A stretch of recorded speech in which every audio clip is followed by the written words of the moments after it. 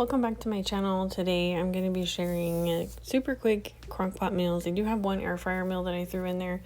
The first one is the coveted Mississippi pot roast. I have wanted to try this for years. I honestly don't know why I haven't. I went to the store, I picked up the cheapest roast I could find, and honestly it had a beautiful marble, so I picked up that, an au jus packet, a ranch seasoning packet, and pepperoncinis. I did go ahead and just mix the sauces together. It just seemed odd to me that they wouldn't be distributed evenly. Dump it in, do whatever you feel. You can certainly do this without the pepperoncinis. You can just do it with the au jus and the ranch by itself. I put in probably, I want to say 6 or 7 peppers. I poured quite a bit of juice. Be careful, it was a little spicy. I did go ahead and put in an entire stick of butter. Use your judgment, however much you like. I think it turned out perfect. I would kind of back up on the juice a little bit.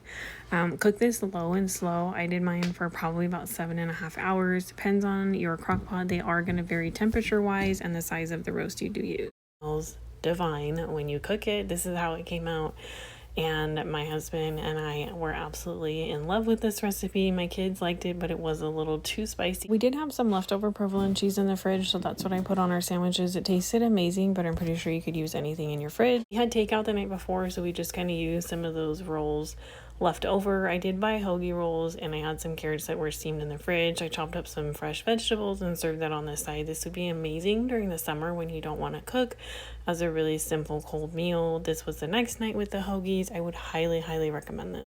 So this is a super quick recipe for stuffed peppers in the air fryer. I had some bell peppers and I had a few things of leftovers in the fridge like carrots and rice. Found some ground beef in the freezer. I cut the peppers, cut them in half, sprayed them with some cooking oil. I used avocado oil. You could use whatever you have on hand. I did put them in the air fryer at 380 for 11 minutes to start. I did this twice. I stopped it around 8 minutes the second time, just depending on how you want it to blister. I seasoned the meat with salt and pepper, oregano, parsley. I threw in about half a cup of Parmesan cheese. We had an open pasta sauce in the fridge. Ideally, I would have wanted to use stewed tomatoes, but I was using what we had left over. We just started a garden, so I grabbed some fresh basil, chopped up the carrots, took the peppers out of the air fryer. They came out beautiful. I threw in about a half a cup of shredded cheese we had on hand. Stuff the peppers. This would be amazing to put in the freezer or as a make-ahead meal to leave in the fridge. If you're on the go or you really are busy sometimes like I am and you need to have things in the fridge to be able to eat, especially with little ones running around. So this recipe I've seen floating around YouTube for quite some time. I wanted to try it. I always keep these sausages on hand as kind of like a rescue me meal. My mom used to say that it's a meal that I can throw together if we are in a pinch. It takes about 15 minutes, make a pot of rice, maybe about 20 minutes, throw some vegetables with it, frozen or canned, and there you go, it's dinner. So I wanted to try putting it in the crock pot. I had some potatoes, 1 zucchini, and a yellow squash that were going bad. So I have seen it with just the potatoes and the sausage. I would probably recommend that. I threw them all in at the same time. I did forget that there was going to be a lot more moisture from the zucchini and the squash, so mine kind of came out a little bit more like a stew, which would be great in the colder temperatures, like during fall or during winter. I would probably want to play around with more seasonings other than salt and pepper. If you've ever made this, please leave any suggestions down in the comments below. Like I said, I'll probably do like zucchini or squash towards the end, maybe about an hour or 30 minutes prior, so they're not as mushy, but it's definitely something that I would try again.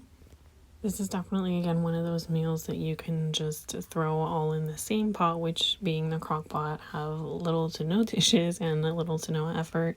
We topped ours with cheese and cilantro. That's just what we had in the fridge, and it was pretty good. I am no stranger to experimenting with different cuts of meat in the crock pot. If it's on sale, I will buy it, or if the marble looks good. I happened to be at the store, and they had restocked the meat that day, so these ribs were on sale and they looked really good. I use this rub on anything. It's by Kinder. It's the brown sugar barbecue, I think. I'll put a screen grab up. I am pretty heavy-handed with seasoning, so use whatever seasonings you like. You can even make your own.